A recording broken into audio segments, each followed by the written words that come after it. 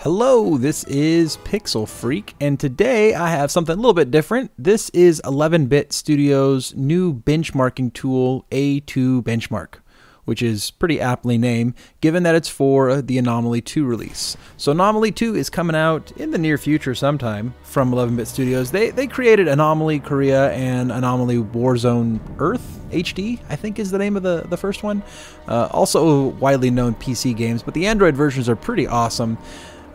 In order to launch Anomaly 2 with the best graphics they can possibly give and give the best experience to the most amount of people, what they want people to do is download this benchmarking tool, run it, and then it will send the statistics from your device back to them so they can see how they can better optimize it for everybody, so that they can make a better game for everyone, so that more people will buy their game. So really, what they're trying to do is make a win-win situation for everybody.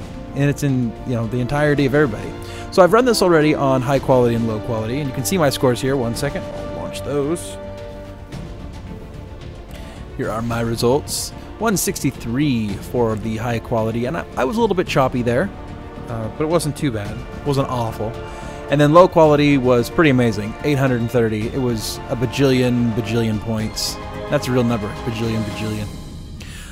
So what I'd like to see is have everybody run high quality, post your score, post the model of the device that you're using so that everybody can kind of share and see what models are going to be able to play Anomaly the best. Mine's 163 without the HDMI capture, and I am HDMI capturing right now, so this will be a really cool experiment now too, because we'll be able to see what's that degradation level of my HDMI capture. A lot of people ask me, how do I get such good quality out of my Android devices? I use an HDMI capture, but I'm gonna have to do some tricks to make it work, tricks that I'm probably not going to share right here, but that's how I do it, and we're going to be able to see that degradation right here. You can also sign up at the bottom here with the little check mark. You can see, or you can be emailed by 11-Bit Studios for all their latest news. Let's go ahead and jump into the high quality test though. It comes in 3 different scenes. The first one's Frozen Canyon. You're going to see it's going to be pretty choppy on my device. It was already choppy in my initial run through. It's going to be even more choppy going through this time. I expect. So it could be a delusion of mine that I'm seeing lower frames per second when I'm capturing HDMI, but I would highly doubt that. Considering it's a screen mirror, I'd really highly doubt that it's actually an illusion.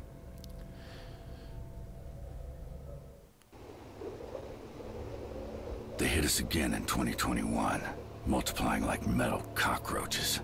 So I hope it doesn't bug anybody. I might actually talk a little bit through some of this. If you want to listen to all this, all the more reason to go download it yourself and run it. After you're done running it, run all the tests and stuff, feel free to uninstall it. You don't really need to have it in there. But you can see the visuals are pretty robust. This is exciting. This is some exciting graphics right here. I'll definitely be trying to get a review for this game up for the launch if I can. I did cover Anomaly Korea on its release date. I never did cover Anomaly, but I think Anomaly came out before I was even doing reviews. So it's been out for quite a while. Now what 11-Bit Studios does with these games is they create kind of a tower offense game, or a reverse tower defense, where you're the offending team, you have a convoy of different arsenal vehicles, and you run through trying to blow up the towers of the other team. And a lot of times you'll have these extra objectives as you go through as well.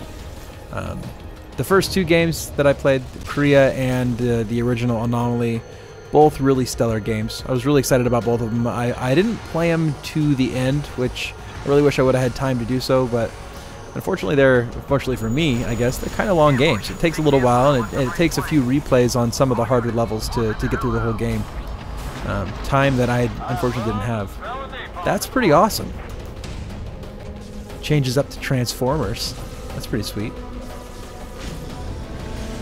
I should say, even though I've run this twice, I've watched it 0 times.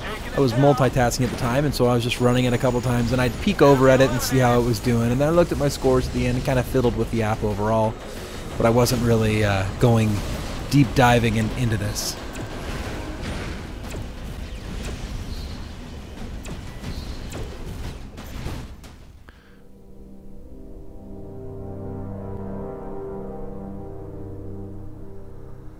Alright, here we go. Clearing the road.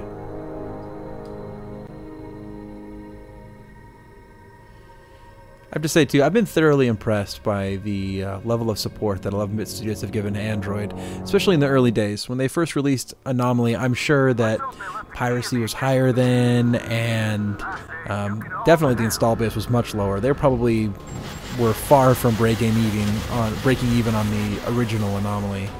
Not sure about Korea. I never saw anything that they said about that one, but Android definitely as a platform is really kind of up and coming, especially now. There's a lot of games that are coming out same time as iOS, and there's even some exclusives popping up that have been really good exclusives. Yeah, I've been pretty happy with 11-bit Studios' continuing support. There were a couple bigger devs that came in early and stepped out right away, mostly because they were too early. But the problem is that that's the early mover advantage, right? A studio like 11-bit Studios, which is I don't know how indie I want to call them. I think that they're indie by the definition of being on their own, but they've got to be. I don't know much about them, I guess I should say. They've got to be more than just a couple guys. If they're just a couple guys, kudos. You guys do phenomenal work. If you are a full dev studio doing, with a dozen or more people, then still a good job, but maybe not blow my pants off impressed. Make definitely good games. Sometimes, though, I see games and they don't look quite this good. But something like Gunman Clive. Gunman Clive was made pretty much entirely by one guy. And when I hear about that, I'm just like, wow, that's just fascinating, amazing. The amount of great work that goes into some of these games. Mika Mobile, who made Battleheart and Zombieville USA. It's a two-man operation. And a lot of these smaller dev studios that are like one-man, two-man studios, they do a lot of outsourcing work, but usually they keep the graphics inside. They'll usually outsource things like sound design, music. I've seen game design outsourced before, which is kind of weird to outsource your game design. That's usually something that's kept inside. Graphics is, for every studio that I've seen that outsources, graphics is usually something that stays in. There we go. There's my score. So you can see a pretty massive change between HDMI out and not HDMI out. Posting 115. So it was kind of expected. Luckily, though, my device is so overpowered at this point that I still get pretty good frames on most games when I'm capturing for the reviews and such. It's something that's probably going to hurt my device in the future, and I think with the S4 particularly, it's at a little bit of a disadvantage because it does 1080p. So not only am I rendering 1080p on my device, which, hey, that's nice, I get 1080p graphics and most games will scale it up properly and everything, but that also means that there's extra pixels out there for the device to render. So even with a higher CPU and more, GPU muscle, you need it for the 1080p. And then when you're HDMI outing, it doesn't do you any favors because now you have to duplicate that as well. I'm not a computer science major, so I don't know the specifics there, but I do know it's going to have some overhead expense, clearly, from the 115 versus 163 scores. You can see that there's going to be that there. So let me jump into the next test. We'll show at least part of it in... Whoa, what's going on? Is this the intro video? That's the intro video. Thought there was 3 parts. Maybe I was talking through it and missed it. Okay, let's go to the low test. Alright, so here you can see, I probably won't run all the way through this one. Maybe I will if I talk long enough. But yeah, 115 versus 163, slightly troubling. Luckily, I can afford new devices here and there, so I'll have to upgrade my tablet probably next year. Currently, I'm still using my Asus Transformer Prime, and that's working out pretty well. Multiplying like metal cockroaches. They covered the planet. We didn't stand So immediately you can see here, much smoother. But a lot of that eye candy, all gone now. It's kind of a bummer, because that means on the review of this game, I'm probably going to have to do kind of like what I did with Tainted Keep, where I capture in various quality modes, and then give a little disclaimer on what quality mode you're looking at, because I want to be able to show off those premium graphics, but also the frames per second drop makes the videos look poor, and I don't want to be one of those channels that shows off, you know, 15 frames per second videos. There are a few channels out there that capture within the device. The videos come out looking a little bit blurry, and then they also a lot of times will end up a little bit jittery. It's because their device isn't powerful enough to capture and play at the same time. It's recording and playing. All the overhead happens there. Whereas doing what I do with the HDMI out, you're playing it twice, but you're not capturing on top of that. It lets the capture happen at the PC, which allows you to have higher frames per second, but still has some little bit of performance degradation. Overall, though, it's a much better quality capture. It's just harder to do.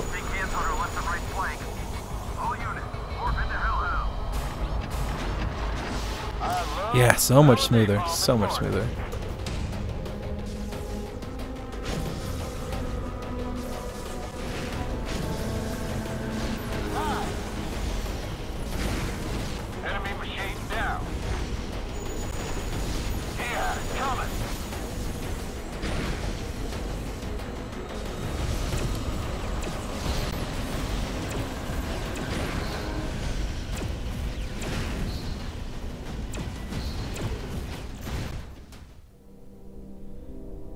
Alright, here we go, scene 2. 11-Bit Studios is also the company that made Funky Smugglers, which is a really weird game for them to make, because I was familiar with them with Anomaly and Anomaly Korea, or maybe they came out with Funky Smugglers right before Anomaly Korea came out. I think that's how it went. Funky Smugglers, though, that's so tricky for me to say for some reason. Maybe it's just it's too late tonight. Anyways, it was a very casual game where you basically played the TSA and you were like taking items off of people as they were trying to smuggle them onto airplanes. So here, even here, a little bit of jitter. This is probably due to the capture, because when I played it through before, it was completely smooth. Must just be too many items to render all at once. I really wish they would fix that on Android and allow you to stream out your video and let the device itself no longer render, have the stream go completely out HDMI. I don't know the technical pieces that would have to move for that, but to me it seems like a better idea. The only problem that I see with that is in a situation like a game, like what I'm doing here, a lot of the games I still need to use the touch controls, and so I'd still need to see the device. For anything that uses a controller, though, I'd much rather just hook it into my TV, much like an Ouya does, and then play it on a TV. And I guess in those situations, I could just do that more than likely. I could just sideload it into an Ouya as long as the controller is supported and just play it with a controller on the TV. Capture it directly from the Ouya.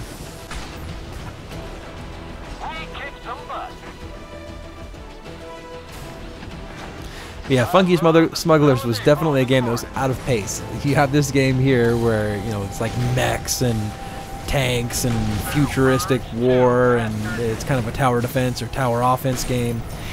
And then you have Funky Smugglers, Spunky Fugglers. You have Spunky Fugglers, and that game is like, it's like 70s soundtrack, and some of the characters look like they're from the 70s with afros and stuff, and it's just a very... It seemed like an offbeat game. It was fun, don't get me wrong. It wasn't great, but it was pretty good. It was a solid, good title. I think if I didn't score it, I would have scored it in probably the low 80s. Wow, so that time my score was much lower. My low quality before was in the 800,000 range, so less than half. Still got a gold award. That means that I would imagine the bulk of my gameplay is going to be captured in low and medium qualities, just so that I can get the best frames per second that I can. But I will show high quality when I do review the game, so that we can see that. Okay, so I'm going to wrap this up, 15-minute long video just to show off a benchmark tool. It's probably long enough. Make sure to capture your high quality setting benchmark and post the score in the comments section so we can compare devices and see which devices are the best ones and which devices are less than the best ones. Don't want to say anything negative about people's devices because I've got some old crappy ones that probably wouldn't score very well if it even ran this at all. Make sure to leave that comment, make sure to give this a like, and until next time, this has been Pixel Freak.